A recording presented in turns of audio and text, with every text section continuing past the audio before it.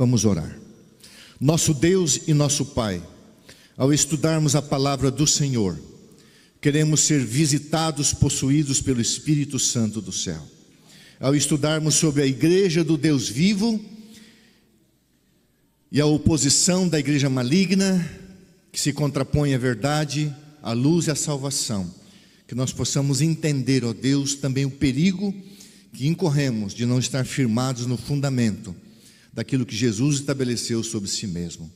Abençoe essa mensagem, prega através de nós, Senhor, e faz a tua obra nos corações, em nome de Jesus, amém. Mateus 16, verso 13 em diante. Aqui Jesus vai estabelecer o princípio da sua igreja. Mateus 16, 13 diz assim: indo Jesus para os lados de Cesareia de Filipe, isso na Galileia, perguntou aos seus discípulos: quem diz o povo ser o Filho do Homem? Jesus gostava de ser chamado por esse título. E eles responderam: uns dizem que o Senhor é João Batista, outros dizem que o Senhor é Elias, outros Jeremias, ou alguns dos profetas. Mas vós, continuou-lhe, quem dizeis que eu sou? Quem sou eu para vocês? Quem é o Filho do Homem para vocês? Respondendo Simão Pedro disse: tu és o Messias, o Cristos, o Filho do Deus vivo, que na mente hebraica era o próprio Deus. Então Jesus lhe afirmou: bem-aventurado, feliz és tu, Simão, filho de Jonas, Bar-Jonas, porque não foi você mesmo, isso não foi produto da tua mente, da tua carne e do sangue, que te revelaram, mas meu Pai que estás nos céus te revelou. Também eu te digo, tu és Pedro, Petros, uma pedrinha, e sob esta pedra, uma rocha, edificarei a minha igreja, e as portas do inferno não prevalecerão contra ela. Dar-te-ei as chaves do reino dos céus. O que ligares na terra terá sido ligado nos céus, e o que desligares na terra terá sido desligado nos céus. Então advertiu os discípulos de que a ninguém dissessem ser ele o Messias. As portas do inferno não prevalecerão contra ela. Isso aqui se cumpriu na ressurreição de Jesus. O diabo vem para matar, roubar e destruir. Ao matar Jesus através da mão da liderança romana judaica, o diabo achou que poderia prender Cristo na sepultura. Ao levantar, Jesus auto-ressuscitou-se e disse: eu sou a ressurreição e a vida. Irmãos, o assunto da eclesiologia é um tema vastíssimo na Bíblia. A igreja do Deus vivo, eclésia, igreja. A palavra igreja literalmente significa sair para fora. A igreja não é composta pelos que entram para adorar apenas, mas para os que saem para servir. O que foi profetizado por Daniel, queridos irmãos, e o que foi revelado por João, está em andamento em nossos dias. Nós vamos estudar hoje os primeiros 5 versículos de Apocalipse 17. Aqueles que me acompanham no canal, eu vou pregar 3 sermões em Apocalipse 17. E nós vamos estudar hoje os 5 primeiros versículos.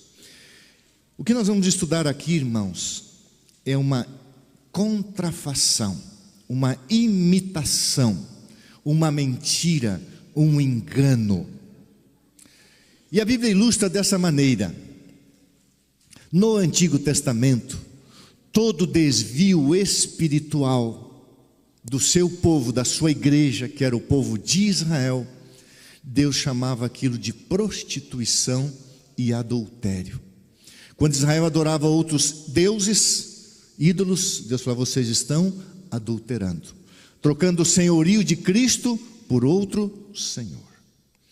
Uma mulher adúltera, ou um homem adúltero, quando um homem adultera, uma mulher adultera, está deixando o seu cônjuge original. Durante a pandemia, uma vez, se repetiu essa semana foi uma tentativa de golpe. Então, quando eu recebo assim tentativas de golpe, ou na pandemia uma falsa perseguição de uma linda garota, mas era um grupo de pessoas que queriam me seduzir, achando que iam me pegar. Eu escrevi assim: uma linda mulher, uma linda foto, mentirosa, com intenções pecaminosas. Eu escrevi assim: você é uma mentira, você é uma ilusão, você é do diabo, você não é minha esposa, você não... E já desci a lenha. Por quê? A minha esposa estava junto no carro, eu falei: eu estou bem na foto, né? Um homem de 56 anos na época, 57, olha aqui uma garota. Mentira, ilusão. E mesmo que fosse verdade, é uma ilusão, uma mentira, um engano, é uma trapaça. Então, vamos agora para Apocalipse 17, verso 1 até o verso 5. E por que isso aqui é importante para nós, irmãos?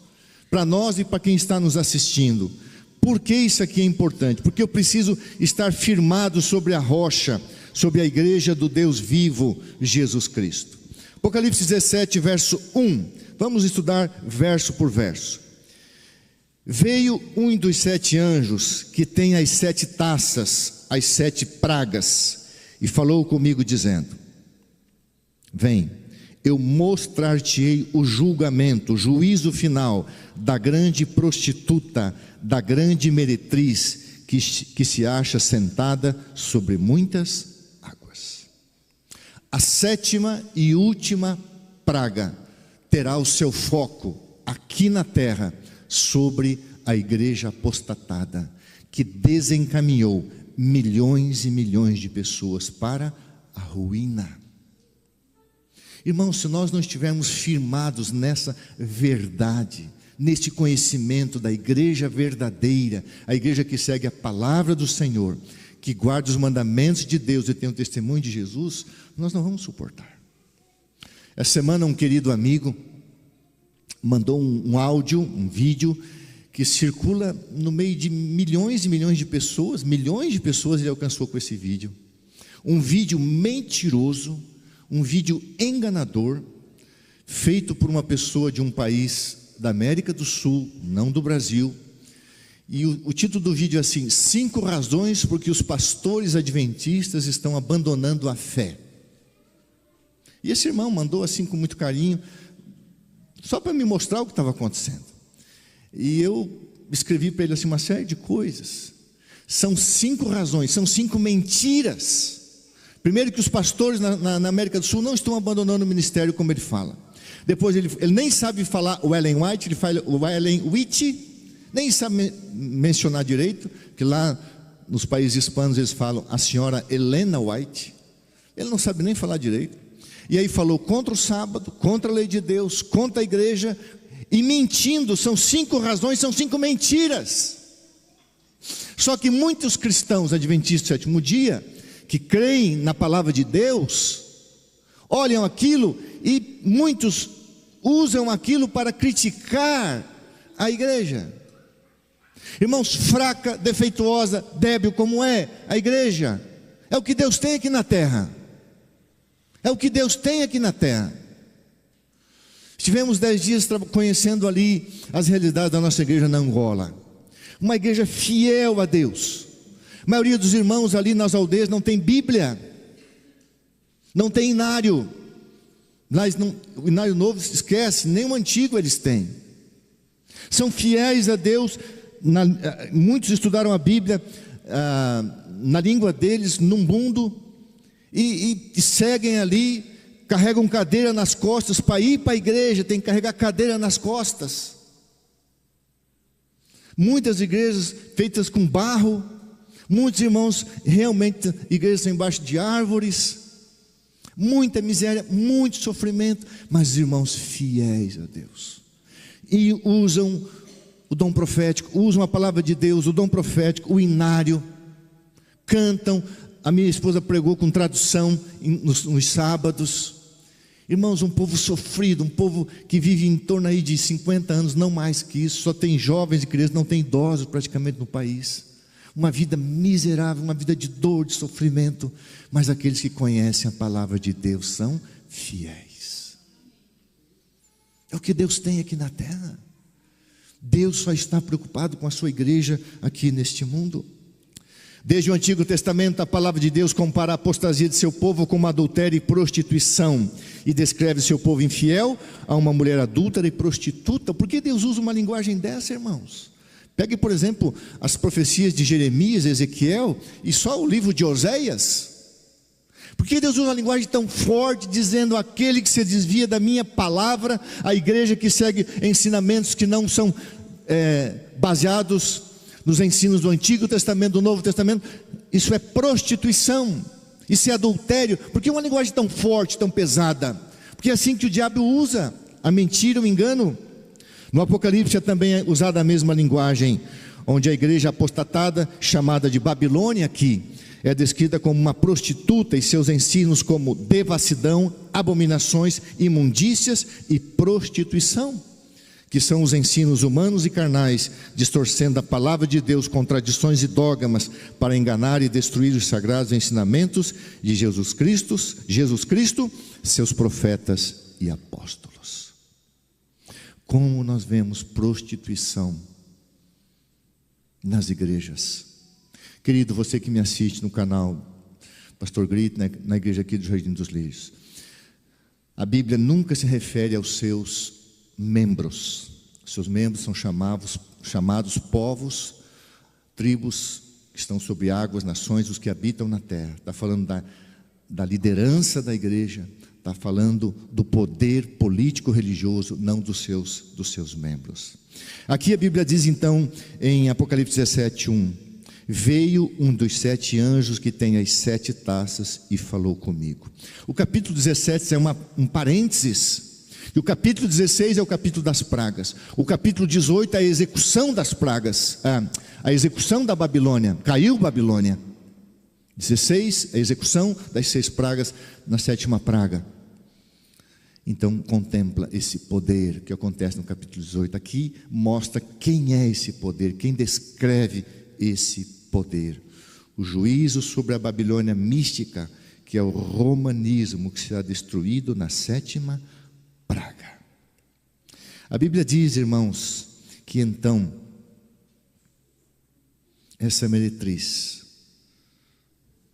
a Babilônia espiritual, está sentada sobre muitas águas, sim, dominando a mente de povos e nações.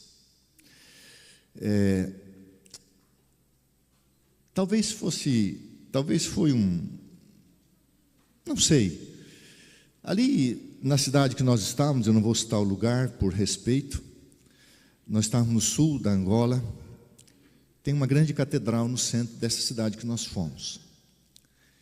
E domingo, logo no primeiro dia, por causa do horário, que lá é 4 horas mais tarde já são 3h15 da tarde. Então você tem o que se chama de jet lag, que é um ajuste da tua mente, né? Do teu corpo. Fui fazer caminhada domingo cedo e vi ao redor da praça da catedral ali um grupo de engraxates, mas não eram engraxates assim como nós temos no Brasil. Crianças extremamente miseráveis. Eles não têm, por exemplo, a caixinha, as pessoas põem o pé em cima de uma latinha. E a história é longa, eu falei, todo dia eu vou vir aqui falar do amor de Jesus para as crianças. E eu ia para lá às 11 horas da manhã. Então, o primeiro dia eu levei pomadas e graxa de sapato. Fui numa região industrial, comprei, aí já tinha 80 crianças. Comprei 2 latinhas de pomadas, que eles chamam para engraxar sapato, depois comprei escovinha, depois comprei comida, aí amendoim, pipoca, até chocolate, bolacha. Todo dia lá falava de Jesus e dava um presentinho para eles. Só que eu fazia isso como? Eu falei, bom, aqui tem uma igreja, essa igreja ama Jesus, eu acho, essa igreja cuida das pessoas carentes. Então, um dia eu me sentei na escadaria da catedral e os engraxados vieram ao redor de mim, eles têm um cheiro muito forte, porque eles não têm água para tomar banho. E logo eu fui expulso dali. Porque as pessoas pobres, miseráveis, sujas, não podem se achegar ali. E então veio uma pessoa ali da Sé e disse assim, eles não podem ficar aqui. Falou para mim, eles são sujos e eles não podem chegar aqui nem entrar aqui, por causa da sujeira deles. E eu falei assim, nossa, eu pensei que a igreja existisse para cuidar deles. Não, quem cuida deles é o governo. E aí pediu que eu não me assentasse mais ali para cuidar deles. Talvez eu tenha sido um pouquinho assim, ousado. Eu nem fiz isso para provocar nada. Mas se uma pessoa suja, imunda, chega aqui e quer entrar, a gente não vai deixar? Por causa do cheiro? Por causa da sua imundice? Irmãos, isso aqui é o paraíso, isso aqui é o primeiro mundo para eles. Irmãos queridos, o juízo cairá sobre a Babilônia, o romanismo. E a Bíblia diz em Apocalipse, quando isso acontecer, e a cidade grande se dividiu em 3 partes. Essas 3 partes que está na 7ª praga, e cairá sobre o romanismo, é o protestantismo que se apostatou, é o próprio papado e o espiritismo. O diabo faz essa tríplice aliança, os 3 espíritos imundos. Irmãos, se a gente descobrisse que por detrás de um sistema religioso existe um sistema de, literalmente agora falando, de prostituição, de homossexualidade, de pecados sodomitas, de roubo, de engano, de luta pelo poder. Era isso que Jesus veio fundar?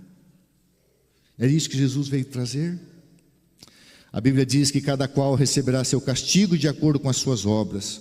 Os castigos de Deus no juízo final serão personalizados. Sim, a grande prostituta. Interessante que a palavra prostituta vem do grego pornê. Aí vem a palavra pornografia. Sabe o que significa a palavra prostituta, pornê? Significa vender ou exportar para venda. Na Grécia, era comum prostitutas serem compradas e vendidas como escravas. Aí vem a palavra pornê, compra e venda de prostitutas. O que o diabo faz, irmãos? É comprar. O que o diabo faz através da igreja é comprar e vender a salvação das pessoas. O papado adulterou a palavra de Deus e a vendeu como se fosse uma prostituta. E as pessoas compram a mentira. Como eu já falei, uma prostituta é uma mentira, uma ilusão. Não é a mulher verdadeira. Sentada sobre muitas águas. Assim como Babilônia real estava sentada, construída sobre o rio Eufrates. Roma atual domina sobre povos, nações, oprimindo-os. A gente vê, irmãos, logicamente, nesse sistema, muitas pessoas, inclusive líderes, padres, houve até papas fiéis à sua consciência. Homens e mulheres que acham que estão servindo a Deus. Não estou falando dessas pessoas, mas de um sistema que o diabo criou para mentir e enganar. O verso 2 diz assim: com quem se prostituíram os reis da terra, e com o vinho da sua devassidão foi que se embebedaram os que habitam na terra. Desde que o pontífice romano assumiu o poder, primeiro papa norte-americano, o Prevost, ele não foi à procura do presidente norte-americano, mas o poder norte-americano, os Estados Unidos da América, mandaram uma delegação convidando para uma visita no país. Um império mundial tem que submeter, convidando um religioso para ir, porque na cabeça de todo papa, a igreja é maior do que todos os reinos, poderes e nações. Todos precisam se submeter. O que aconteceu na Idade Média deverá acontecer novamente e vai acontecer. E quando os Estados Unidos, que estão ditando as cartas para o mundo na sua geopolítica, no seu comando financeiro também, hoje, irmãos, a União Europeia, a América Latina está entrando nisso, a América do Sul vai entrar nisso, o mundo está se curvando diante do imperialismo americano como nunca.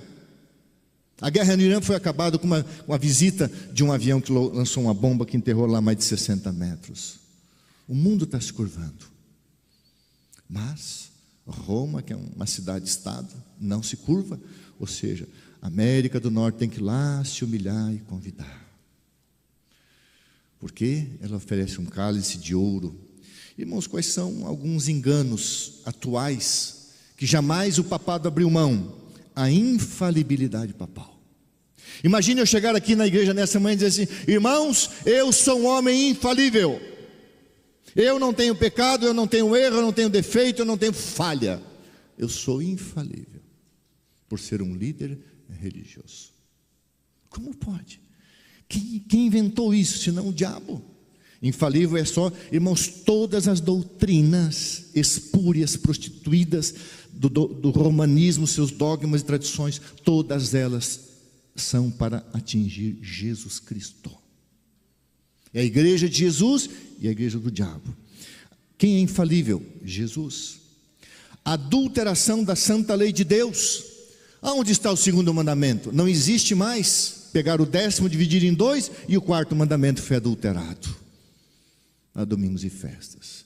Tire o sábado da lei de Deus, você tira a criação e tira quem? O Criador.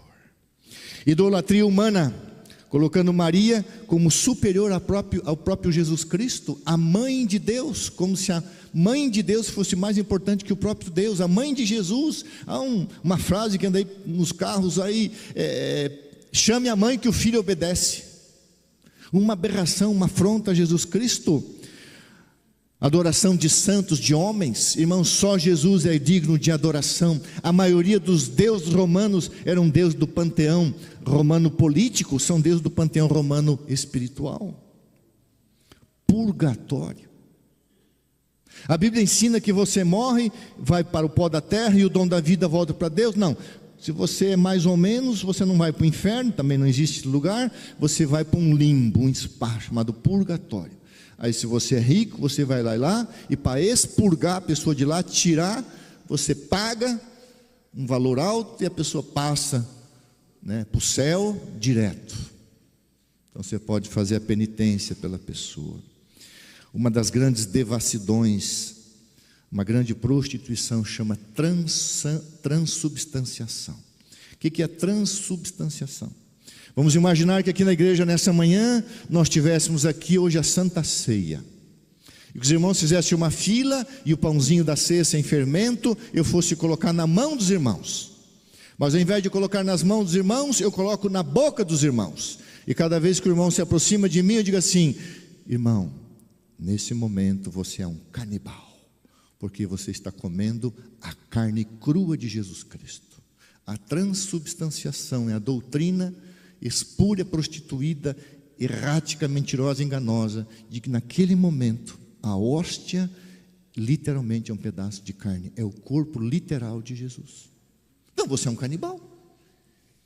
Se você é vegetariano, não deve nem tomar a hóstia, mas se você toma, você está comendo carne crua, e a carne do próprio. Quer dizer, em cada momento que é oferecido então esse sacramento, esse rito pernicioso, você está fazendo o quê? Esfacelando Jesus em pedaços literais e comendo a carne e o sangue literal de Jesus. Quer dizer, você é um canibal. E as pessoas vão lá, humildemente, sinceras na sua ignorância, e elas dizem: receba o corpo de Cristo, e na cabeça da pessoa, ela está comendo um pedaço da carne de Jesus.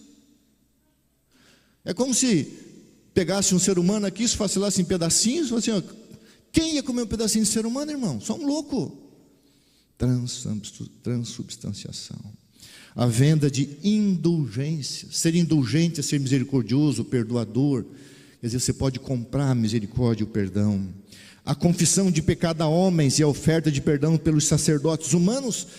Irmãos, quantas vezes no consultório pastoral as pessoas me dizem: eu não tenho curiosidade em saber da sua vida.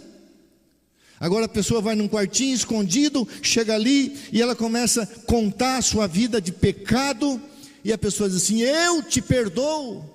Você vai, faz isso, os ritos de penitência, e você está perdoada. Aonde está a graça de Jesus e a misericórdia de Jesus? Tudo é para atingir Cristo. E o celibato, irmãos queridos, um dos piores enganos da prostituição romana é o celibato. Proibir um homem normal, natural, de ter o seu cônjuge. Isso abriu as portas e continua abrindo para milhões, milhões e bilhões de casos de homossexualismo, adultério e, sobretudo, de exploração de menores. No ano passado, faz 10 anos que eu acompanho isso aqui. No ano passado, irmãos, saiu uma matéria no Fantástico, uma matéria séria, dizendo o seguinte, 27 de outubro de 24. Neste mês de outubro do ano passado, somente a Arquidiocese de Los Angeles, nos Estados Unidos, se comprometeu a pagar para 1.300.000 crianças vítimas de abuso sexual, estupro e outras práticas que foram praticadas por mais de 300 padres, só numa cidade chamada Los Angeles, na Califórnia. O total pago por apenas essa diocese ultrapassa o valor de 8,5 bilhões de reais. Eu já sabia de alguns casos de 2013 e 2014, quando o Papa Bento XVI renunciou. Irmãos, mais de 300, só na região de Los Angeles, 300 líderes religiosos violentando crianças, meninos e meninas. Existe um bom filme você pode assistir, chamado Washington, não é Boston? Washington, é um jornal, é sobre esse assunto aqui, Boston Post, né?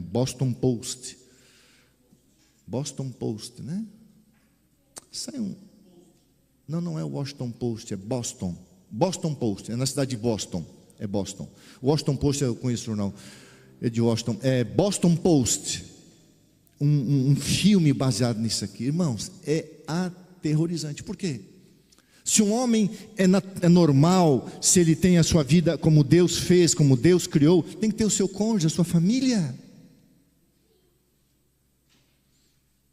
E a maioria desses homens foram transferidos, não foram retirados do sacerdócio e continuam pelo mundo afora fazendo isso. Que tragédia. O vinho é a política mentirosa e enganosa de Satanás a fim de unir o mundo inteiro sob seu controle e pôr em prática seu plano de destruir o verdadeiro povo de Deus. Essa sempre foi a política de Roma. Roma imperial perseguiu e destruiu o povo de Deus. Roma espiritual destrói a mente e a vida espiritual das pessoas. Eu pergunto, dessas 1.300.000 vítimas de abuso sexual, quantas se suicidaram? Quantos carregam traumas, sequelas, dores, sofrimento? Ah, irmãos queridos, o que Satanás faz para destruir? A Bíblia diz, o verso 3, transportou-me o anjo em espírito a um deserto, e vi uma mulher montada numa besta escarlate, repleta de nomes de blasfêmia, com 7 cabeças e 10 chifres. Quem é essa besta? Eu vou resumir aqui por causa do tempo. A prostituta está sentada sobre um animal no movimento contínuo no grego, está montada andando. Todo o sistema de perseguição do povo de Deus esteve montado sobre Satanás. Satanás é essa besta, mas também é o papado e toda a união político-religiosa que se formará para conduzir a igreja para atacar o povo de Deus. Um deserto. Palavra iremos, uma condição mais do que um lugar. O povo de Deus vai enfrentar um deserto, um tempo de angústia, quando se fechar a porta da graça e os poderes aliados perseguirem o povo de Deus. Como já falei, uma mulher montada numa besta vermelha ou escarlata, é a igreja romana conduzida por Satanás. No grego, montada é uma ação contínua, mas hoje está tudo, né? Irmãos, a Bíblia diz, quando vos falar em paz e segurança, haverá repentina destruição. Hoje parece que está tudo tranquilo, especialmente a gente vive numa cidade pequena, Americana, Hortolândia, mas está tudo na paz. Mas por trás está sendo armado o grande palco, e o desfecho final será rápido. A besta aqui é Satanás atuando por intermédio dos agentes políticos em todas as eras, e submetem ao seu próprio controle. Interessante, irmãos, eu quero mencionar isso aqui com vocês. A gente não é acostumado com a menção de algumas cores, né? A cor escarlate é a síntese do mal. E nome de blasfêmia que a cobre indicam que ela faz oposição a Deus. A cor escarlate é um vermelho vibrante com tons de laranja, situado entre o vermelho no círculo cromático, mais próximo do vermelho. É uma cor associada a paixão, força, coragem, calor e alegria. Historicamente, o escarlate também esteve ligado à realeza, poder, riqueza e à Igreja Católica, especialmente através da vestimenta dos cardeais. Resumindo, a cor escarlate na Bíblia é a cor do pecado. E a vestimenta, isso aqui não é um estudo teológico, isso aqui é um estudo de fontes históricas apenas. A vestimenta dos cardeais, ela simboliza a cor do pecado e do sangue daqueles que não aceitam a salvação. Por quê? A salvação não é através de Jesus. A salvação é através da igreja. Não é Jesus que salva, é a igreja que salva. Não é Jesus que perdoa, é a igreja que perdoa. Não é Jesus que dá esperança, não, é a igreja. Não é Jesus, é o Papa. Não é Jesus, é o pontífice. Já falei isso, você sabe. O que significa pontífice? Aquele que faz ponte. Irmãos, quem faz ponte entre o céu e a terra hoje é o elo, o último elo divino, o Espírito Santo. A ponte entre nós e Jesus Cristo é o Espírito Santo. Mas a igreja diz não, somos nós mesmos. Nomes de blasfêmia. Os nomes estão nas 7 cabeças que refletem o caráter de Satanás de usurpar as prerrogativas da divindade, querendo assumir o lugar de Jesus Cristo. Há uma matéria que saiu, gostei dessa frase, essa matéria diz: eles usam a manipulação da confiança de quem tem fé. A manipulação da confiança de quem tem fé.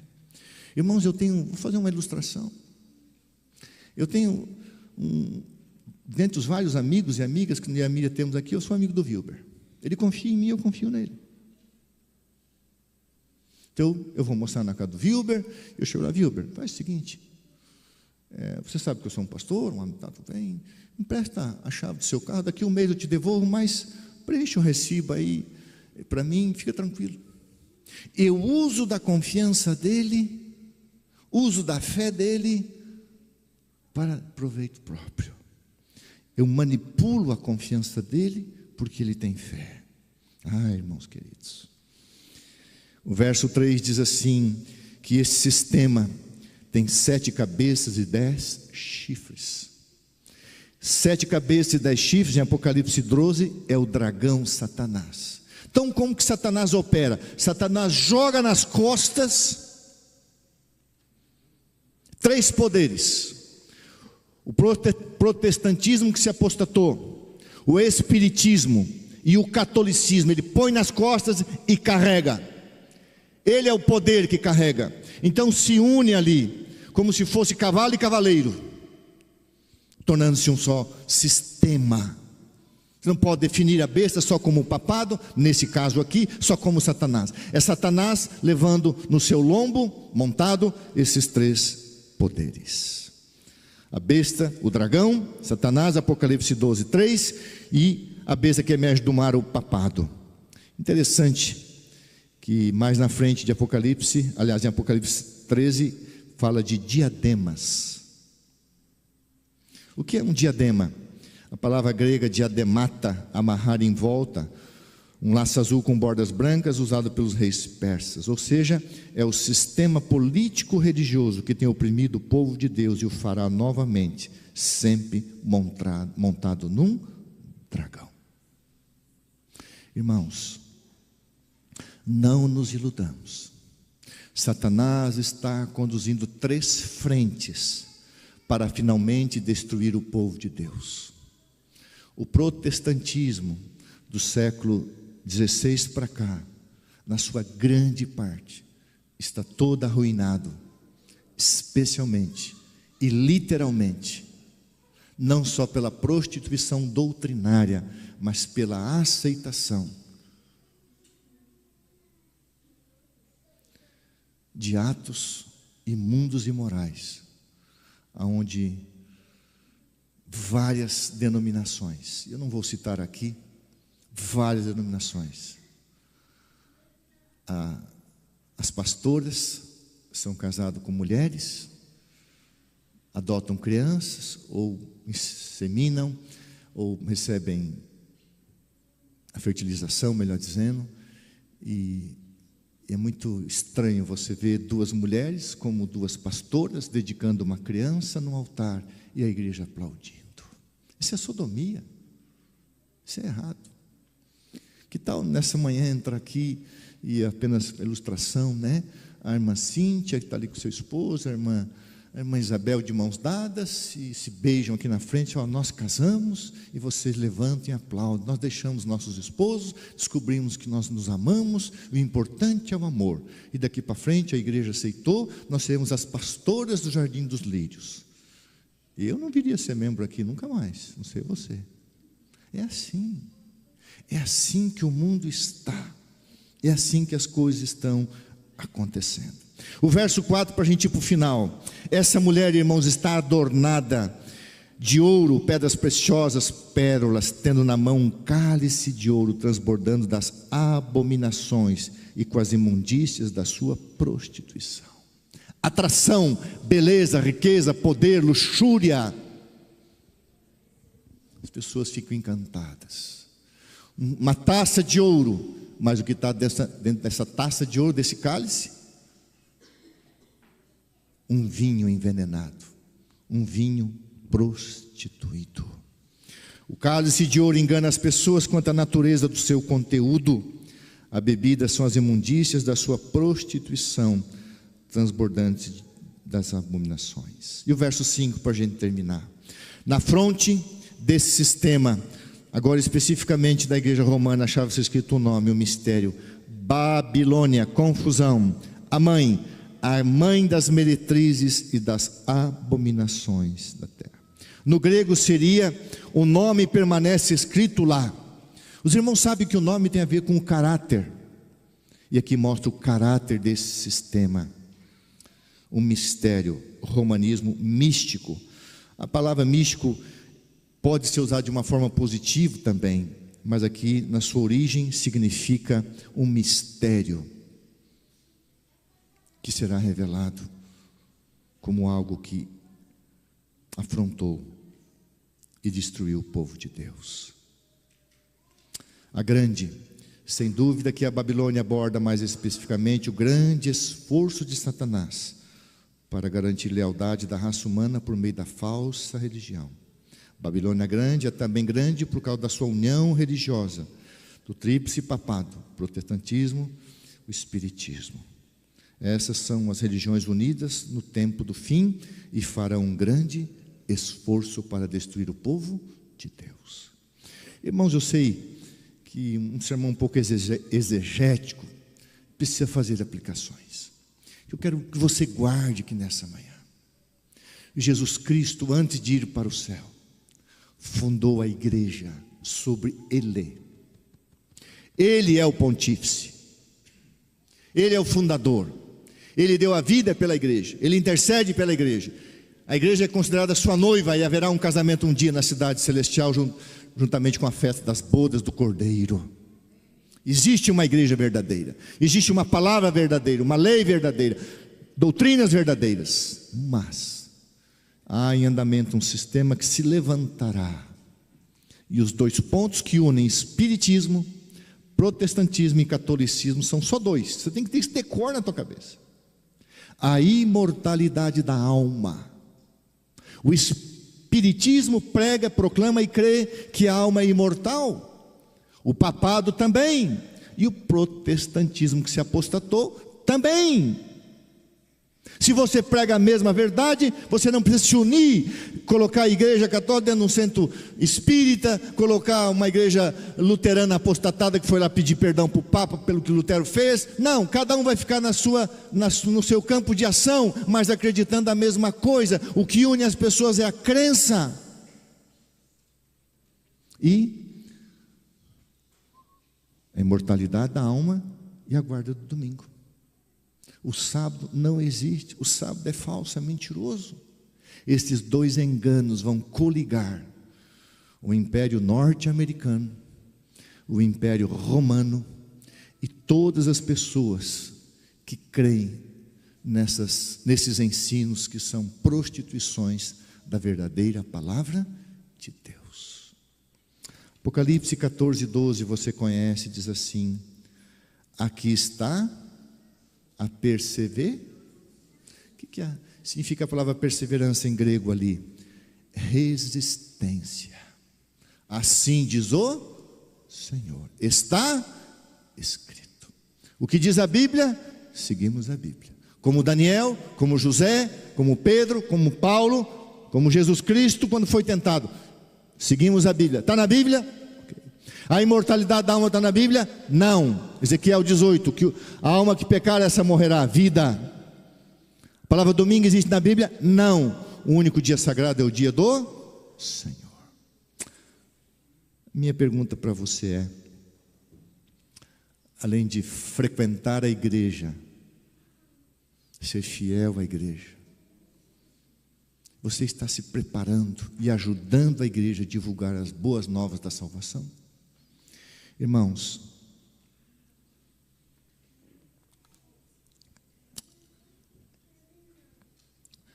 agora em dezembro vai fazer um ano que eu recebi a minha medalha da Conferência Geral de Pastor Aposentado. Hoje eu poderia estar assistindo uma boa igreja, como aqui, poderia estar fazendo qualquer outra coisa, mas enquanto Deus der forças, eu e minha esposa decidimos continuar trabalhando para Jesus. Fomos convidados a ir para Angola e fizemos uma oferta no canal. Obrigado você que ajudou. Levamos 4.000 Bíblias. Os irmãos da igreja não têm Bíblias. Levamos 22.000 grandes conflitos. Estão sendo distribuídos em 3 províncias lá, que são estados e regiões. Irmão, você precisa ver a alegria quando a secretária da igreja não tinha Bíblia, e a Miriam deixou a Bíblia dela, a Bíblia menor dela, para a secretária da igreja. A emoção, a alegria da moça em pegar a Bíblia, uma Bíblia usada, porque ela não tem Bíblia. Secretária da igreja.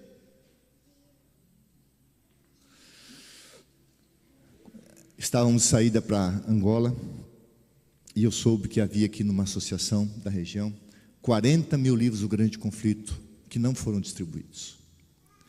Eu fiz contato com 2 pessoas, e 2 pessoas me ajudaram a adquirir, e nós oramos a Deus. Eu queria que fosse uma região que as pessoas dessem valor ao grande conflito. E a minha esposa falou: Manaus. E nós oramos a Deus. Soube que o tesoureiro lá é meu conhecido e meu amigo Eliezer. Ele disse: pastor, nós aceitamos a doação. Eu falei: ainda tem uma oferta para ajudar no frete. E ele falou: tem um caminhão do irmão de Manaus em São Paulo, e o caminhão estava retornando para Manaus. Ele passou na associação e quarta-feira carregou 40.000 grandes conflitos. Pregar o evangelho, que alegria. Nós temos uma mensagem de fidelidade. Agora, no dia 6 de outubro, eu e um amigo estamos embarcando para Angola novamente. Acabamos de chegar, vamos embarcar em outubro. Vamos visitar um distrito onde o pastor tem 20 igrejas e grupos, sem luz, sem água encanada, sem cadeira, e muitos só embaixo de uma árvore. Esse irmão foi para lá comigo. Ele comprou cerca de 2.000 cadeiras, eu e a minha esposa cerca de 500 cadeiras. E o nosso objetivo lá agora, autorizamos o pastor Tindongo, presidente da União da Angola, construir 3 salas de aulas para terminar um colégio no sul da Angola. $1.000 para terminar uma sala de aula. Estamos trabalhando, vamos levar esse dinheiro em mãos. E um dos meus projetos lá, cuidando dos engraxates ali ao longo da semana, eu conheci um menino chamado Emanuel. Está no meu sermão do sábado passado toda a história. E levei esse menino para a igreja. Compramos roupa usada. Daí ele foi sem tomar banho. Não tinha água, não sabia. Aí depois esse casal querido que foram conosco compraram roupas novas para ele, sapato. Aí apareceu mais 2, o Jorge e o Moisés. E no último sábado eles não falavam, não sabiam. No último sábado que eu descobri que tem mais 3 criancinhas, sendo 1 ou 2, eu não lembro, menininhas. Eles moram em cima de uma laje, pagam $4 por mês, Lá são 40 mil kwanzas, até, aliás, 6 mil kwanzas, em torno de 4 dólares, 4, 5 dólares, desculpa, 6 dólares, 6 mil kwanzas. 4 irmãozinhos mais velhos trabalham engraxando sapato, não tem água. O forno, o fogão deles é 2 pedras com uma latinha onde eles fazem comida. Eles comem peixe e fubá. Uma tarde eu estava andando, eu não sabia da situação. Encontrei o Emanuel, falei para ele: entra no mercado Marivel. Ele disse: eu não posso entrar. Eu já entendi, porque no dia que eu permiti que ele sentasse junto de mim na escadaria, irmãos, eu fui para casa chorando de alegria, porque eu andei o dia inteiro fedendo, como é que fala aqui no Brasil? Andarilho.